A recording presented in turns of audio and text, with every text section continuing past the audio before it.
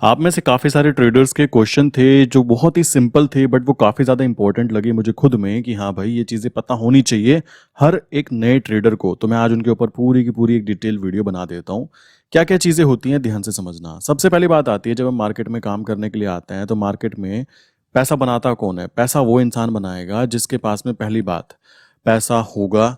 क्या ऐसा सच है? जी नहीं। दूसरी बात, क्या उसके पास बहुत ज़्यादा फाइनेंशियल डिग्री होनी चाहिए? जी नहीं। क्या उसके पास में बहुत ज़्यादा कह सकते हो पप्पा का पैसा होना चाहिए? जी नहीं। तो पैसा बनाता कौन है भाई? मार्केट किसको पैसा प्रोवाइड करती है? कहाँ से मिलता है? देखो एक्चुअल में पैसा कमाने का तरीका बड़ा ही सिंपल है बट हम लोगों ने इसको कॉम्प्लिकेटेड बना रखा है। सिंपल तरीका कैसे बोल सकते हो? देखो हम लोग जब काम करते हैं तो स्टार्टिंग कैसे करते हैं? हम 4 साल तक कोई भी डिग्री लेते हैं। डिग्री लेने के बाद में क्या करते हैं? 10,000 रुपये महीना के ऊपर कहीं पे काम करने पे लग जाते हैं। उस 10,000 में इंक्रीजमेंट आता रहता है। चलो भाई अगले साल 12,000 हो गई, अगले साल 14,000 हो गई, अगले साल 16,000 हो गई। मैं जानता हूँ इस तरीके से नहीं बढ़ती बट फिर भी अगर मैं मान लेता हूँ ऐसे बढ़ रही है। तो आप खुद सोचो आपने 4 साल तक ग्रो करने के बाद में पहले 4 साल आपने पढ़ाई की, 4 साल ग्रो करने के बाद में आपने अपनी सैलरी को 10 to 16 किया। बट यहाँ पर अगर आपके पास पहला इनिशियल पैसा भी नहीं है, आपके पापा का पैसा भी नहीं है, आपके पास नॉलेज भी नहीं है, बहुत ज़्यादा फाइनेंशियल डिग्रीज भी नहीं है, तब भी ये मार्केट ऐसी है जो सबको एक्सेप्ट करती है। अब कैसे एक्सेप्ट करती है समझो। अगर आप 4 ईयर वहां पर एजुकेशन लेने के लिए दे रहे हो ना, और यहाँ पे केवल आप अपने ऊपर 6 मंथ दे देते हो। 6 मंथ करना कुछ नहीं है, आपको दूसरे को नहीं सुधारना, आपको सुधारना अपने आप से है। कैसे? अपने इमोशंस को कंट्रोल करना, अपने बैलेंस शीट को देखना कि मैं क्या कमाता हूं और कितना मेरी जेब से चला जाता है, मेरे फ्यूचर प्लान्स क्या होंगे, ये चीज आइडेंटिफाई करना, खुद को स्टेबल रखना। क्योंकि मैंने आपको कल की वीडियो में बताया ना कि कल एक प्रॉब्लम क्रिएट हुई और इतना ज्यादा काम करने के बाद भी ये प्रॉब्लम्स होती ही हैं। इस बात को ध्यान रखो। इमोशंस बीच में आ जाते हैं कि भाई लालच आ जाता है, डर आ जाता है, बहुत तरीके के इमोशन होते हैं और हो सकता है कि आप भी उस ट्रैप में फंसते ही फंसते हो। तो इस चीज को ध्यान रखना जरूरी है कि सबसे पहला फेज हमने जो स्टार्ट किया ना, जो 4 ईयर हमने डिग्री ली थी केवल 10 से 16 हजार तक पहुंचने में, फिर 4 साल लगा दिए। बट यहां पर अगर आप 6 मंथ ढंग से अपने ऊपर काम करते हो, काम करना किन टॉपिक्स पे है वो मैंने आपको बताया। सबसे पहले अपने इमोशन को कंट्रोल करना है, अपने पैसे को देखना है कि कहां से पैसा आता है, कितना मैं बचा सकता हूं, प्लस आने वाला फ्यूचर जो होगा वो उन लोगों का होगा जिनके पास में ये चीज होगी। ठीक है? अदरवाइज आपके पास डिग्री होगी ना, आपको केवल नौकर बनने के लिए ही मिलेगा, क्योंकि डिग्री सबके पास होगी। जब कोई चीज सबके पास होगी तो कॉमन सी बात है उसकी वैल्यू ऊपर जाएगी नीचे जाएगी? उसकी वैल्यू नीचे जाएगी। तो आप कहोगे मेरे पास में बीटेक की डिग्री है, दूसरा कहेगा मैंने तो साथ में एमबीए भी कर रखा है, भाई पहले मुझे रखो। अब एक्चुअल में वहां पे जो टेस्ट किया जाएगा ना वो होगी स्किल्स। अब स्किल्स कैसे जनरेट की जाती है वो चीज आप समझिए। सबसे पहले बात आती है जब स्किल की बात की जाती है तो हमें अपने आइडेंटिफाई करना होगा टॉपिक को कि भाई हम करना क्या चाहते हैं। हमारा मेन फोकस क्या है? पैसा है, पैसा कमाना चाहते हैं। दूसरा, पैसे से काम करवाना चाहते हैं कि पैसा ही पैसा कमा कर दे। ठीक। तीसरा, आप चाहते हो कि मेरी टाइम वैल्यू बचे, और मेरी टाइम वैल्यू में क्या कर सकता हूं? मैं अपनी फैमिली के साथ टाइम बिता सकता हूं, मैं घूमने जा सकता हूं, मैं अपनी स्किल्स इंप्रूव कर सकता हूं, अपने शरीर को अच्छा बना सकता हूं, जिम जाकर बहुत सारी चीजें कर सकता हूं। बट ध्यान रखो इस चीज के लिए क्या चाहिए होता है? फिर वही चीज घूम के आ जाती है, गांधी जी। विदाउट गांधी जी आप ये सारी चीजें कर नहीं सकते। तो सबसे पहले अपनी जो आपकी पहली प्रायोरिटी है ना कि आप चाहते क्या हो, देखो वो चीज क्रिस्टल क्लियर होनी चाहिए। मैं हमेशा अपनी वीडियो में बोलता रहता हूं मेरी क्या प्रायोरिटी है भाई। मैं चाहता हूं पैसे से काम करवाना, पैसा पैसा कमा कर देता रहे, मेरे पास समय बचे और उस समय को मैं मल्टीपल जगह पे यूज कर पाऊं। बिकॉज लाइफ जीनी है, काटनी नहीं है। ये बात हमें ध्यान रखने की होती है। काफी सारे लोग क्या कर रहे हैं, खाली खाली पैसे कमाने पे ध्यान दे रहे हैं। पहले वाले नंबर पे जो मैंने बताया ना, ये वाला स्टेप, केवल पैसे कमाने पर। उनको पता है कि महीने के 12 से 15 हजार रुपए मिल जाएंगे। हमें क्या करना है? सुबह 8 बजे जाना है ऑफिस, शाम को 6 बजे वापस आ जाना है। कुछ नहीं करना, हमें कुछ नहीं करना। हमें केवल क्या देना है? अपने टाइम को वहां पर देना है, और time is equal to money हो जाएगी उनके लिए। वहां पे उन्होंने खुद पे ही लिमिटेशंस लगा दी कि भाई अब वो उतना ही पैसा कमा सकते हैं जितना समय वो उस कंपनी को दे सकते हैं। बट यहां पर देखोगे, अगर शेयर मार्केट की मैं बात करूं तो शेयर मार्केट में ऐसा कोई भी रूल नहीं है। शेयर मार्केट में अगर आप स्किल्स लेकर आते हो तो आप अगर एक शेयर के अंदर काम करते हो और केवल 1 पॉइंट कमाते हो और 1 रुपया आपका बनता है, तो ध्यान रखो एक का 1000 बनने में देर नहीं लगेगी, क्योंकि यहाँ पे कोई टाइम बाउंडेशन नहीं होती। यहाँ पे मनी की बात की जाती है, जितना ज़्यादा अमाउंट होगा उतना ज़्यादा आपको प्रॉफिट होने के चांसेस बढ़ जाते हैं। ये चीज़ समझना बहुत ज़रूरी है कि कुछ लोग टाइम के साथ में अपनी मनी को कंप्रोमाइज़ करते हैं कि भाई time is equal to money बना लेते हैं।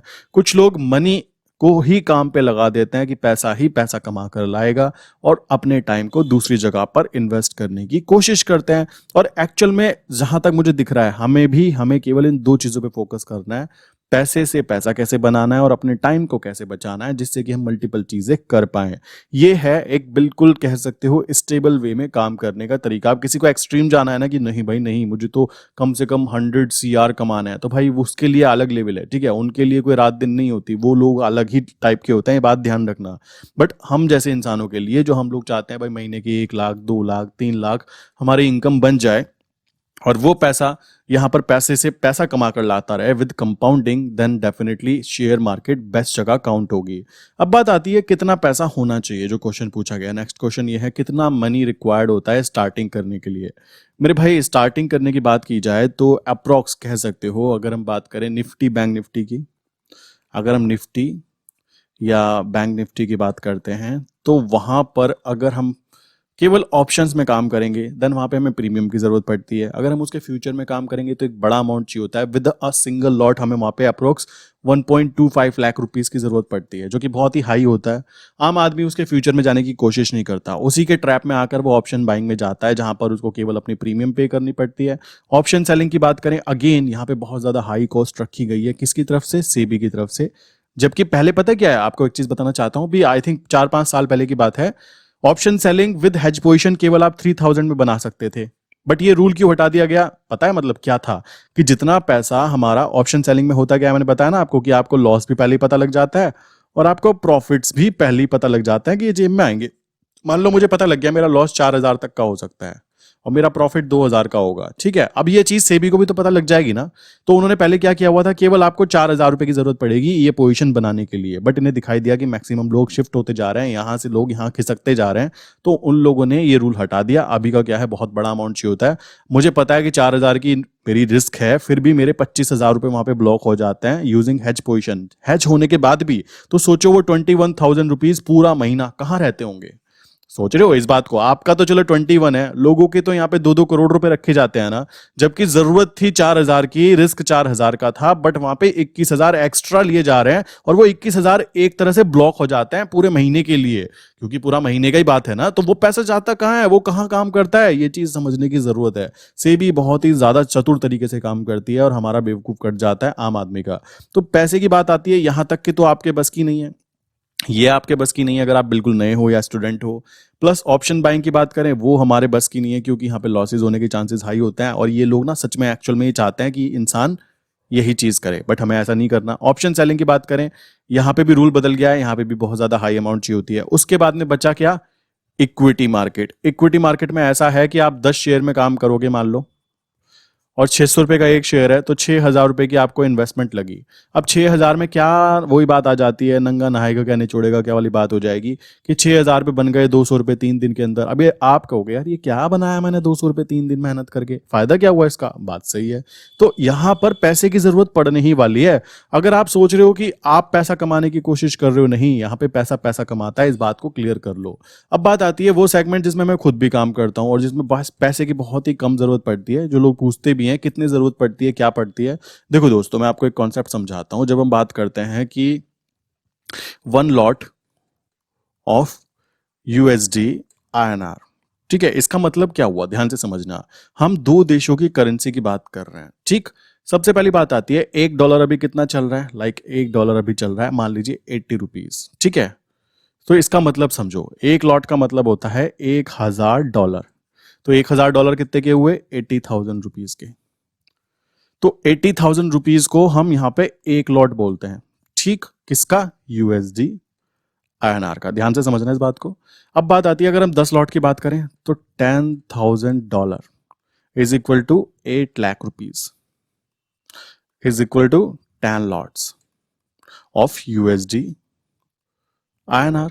क्लियर। इसी तरीके से अगर हम बात करें 100 लॉट, तो आप खुद देख सकते हो कि भाई 100 लॉट का मतलब $1 lakh is equal to 80 lakhs is equal to 100 lots of USD INR। Clear.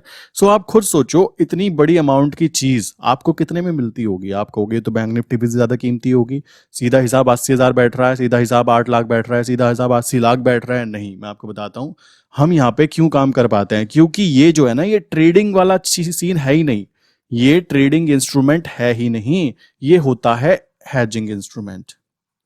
बहुत सारे लोगों को हैजिंग नहीं पता होगी। हैजिंग वो लोग करते हैं जो लोग व्यापार करते हैं एक देश से दूसरे देश के अंदर। तो वो क्या करते हैं, एक दूसरे की देश की करेंसी को बाय या सेल करके चलते हैं, ताकि अगर किसी देश में, मान लो ये किसी एक कंट्री ए है, ये एक कंट्री बी है, यहां से कोई डील तय हुई कि भाई यहां से एक प्रोडक्ट जाएगा कंट्री बी में, ठीक है, वो कब जाएगा, 4 महीने या 5 महीने या 1 साल बाद, 5 महीने मान लेते हैं।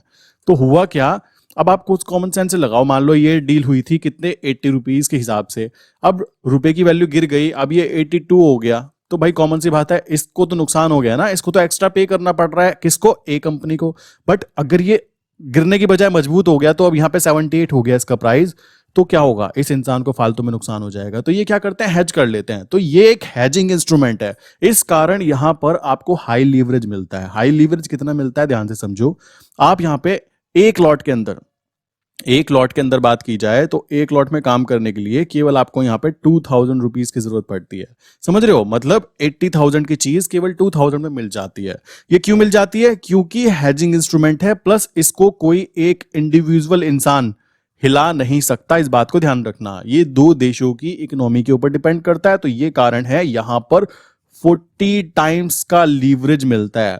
ठीक। और बहुत सारे बाबा लोग जो होंगे ना, ऐसी भी बातें करते हैं, कमेंट भी करते हैं कि सर लीवरेज इतना हाई है, ये तो जुआ हुआ, ये तो वो हुआ।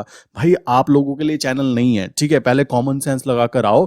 जिनकी आप बातें करते हो ना कि ये बड़े प्लेयर्स हैं, ये झुंझुनवाला सर हो गए, इन्होंने इतना पैसा कमाया, भाई उनके टाइम पर 100 टाइम्स तक का लीवरेज मिला करता था, और वो लोग उसको यूज करना जानते थे। ठीक है, देखो एक ही चीज, लाइक एक चाकू है, वो अच्छे काम के लिए भी यूज किया जाता है, सब्जी खाना काटने के लिए, ठीक है, बट वही चीज मर्डर करने के लिए भी यूज किया जा सकता है। डिपेंड करता है आप कैसे हो। ठीक है, वो चीज गंदी नहीं होती, गंदा वो होता है जो उसको यूज करता है, उसको यूज करने का तरीका। अब आप यहाँ पे जुआरी बन जाओ, आपके अकाउंट में पड़े हैं 20,000 रुपए, आप जुआरी बन के गेम प्ले कर रहे हो, सोच रहे हो बस कुछ भी कर दूं, तो भाई आपके लिए तो ये चीज है ही नहीं। बट जिसको पता है कि मनी मैनेजमेंट रूल्स क्या होते हैं, जिसको पता है कि हमें पैसा लॉन्ग टर्म में कमाना है, शॉर्ट टर्म के लिए वो आया ही नहीं है मार्केट में, तो मार्केट भी उसको एक्सेप्ट करेगी कि भाई ये बंदा अच्छा है, इसको मैं एक्सेप्ट करूंगी। ये चीज होती है एक्चुअल में। यही एक अच्छा ट्रेडर बनने की कह सकते हो स्टार्टिंग है, कि आपको पैसे को मैनेज करना आ जाए, आपको ये पता हो कि कब आपको एंट्री करनी है, आपको ये पता हो कि कब एग्जिट करनी है। तो 40 टाइम्स का लीवरेज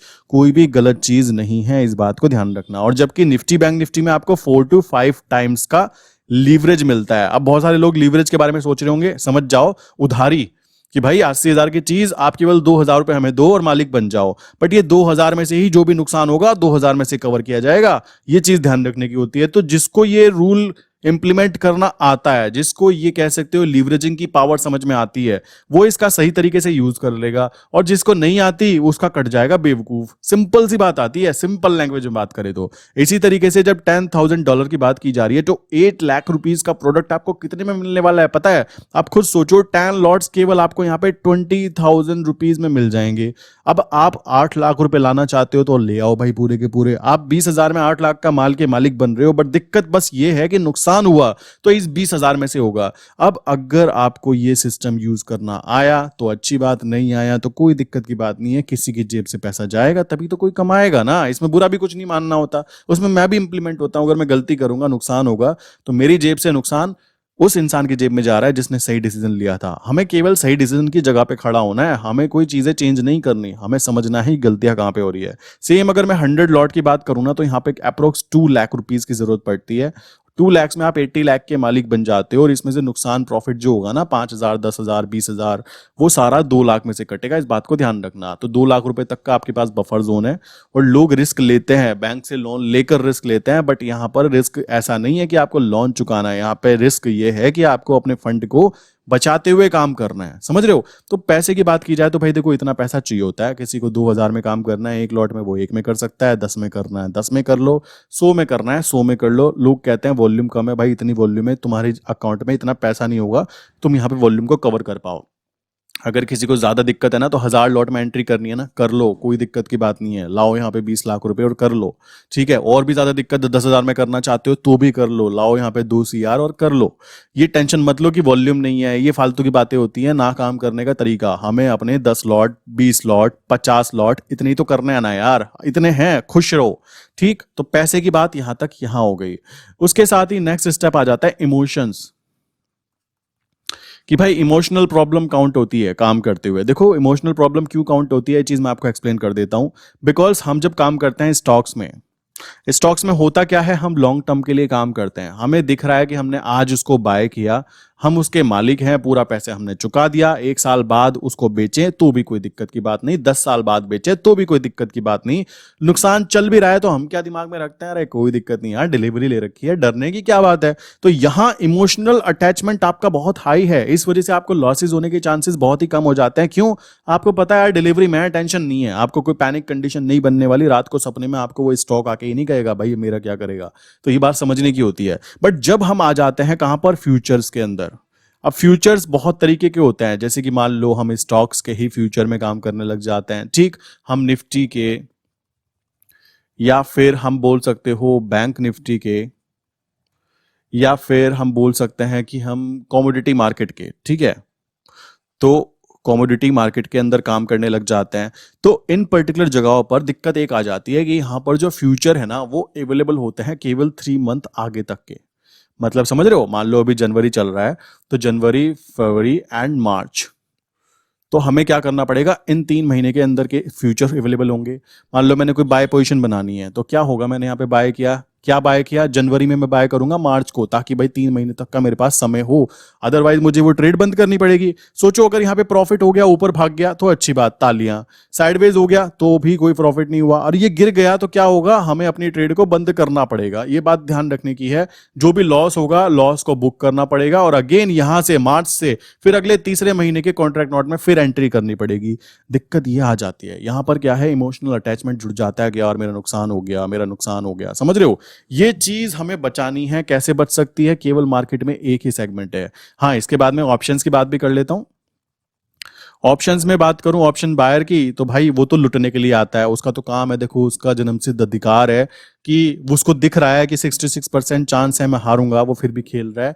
उसका तो अधिकार है कि उसको पैसा नुकसान हो, देखो उसकी बात छोड़ दो। बट फिर भी यहाँ पे क्या होता है, मंथली, यहाँ पे टाइम बाउंडेशन कह सकते हो, 2-2 महीने 3-3 महीने का होता है, बट यहाँ पे मंथली एंड वीकली बेसिस पर, और भी ज्यादा खतरनाक कि और जल्दी आकर पैसा लुटाओ, तो दोनों के दोनों वीकली और मंथली बना दिया गया। तो यहाँ पे तो समय और भी कम है, तो समय कम है तो इमोशनल अटैचमेंट और भी हाई हो जाएगा। और यार अब क्या होगा, रात को मैं कहता हूं प्रीमियम की नींद में ना सपने आते हैं कि प्रीमियम 0 हो गई, या प्रीमियम 200 में खरीदी थी 2,000 हो गई। ये सपने आते हैं। स्टार्टिंग में मेरे साथ भी ऐसा हुआ है, जब प्रीमियम में का अंदर काम किया गया, जब पता लगा 200 का 20 ही बन गया, क्या करें, इसका एग्जिट ही करना पड़ेगा।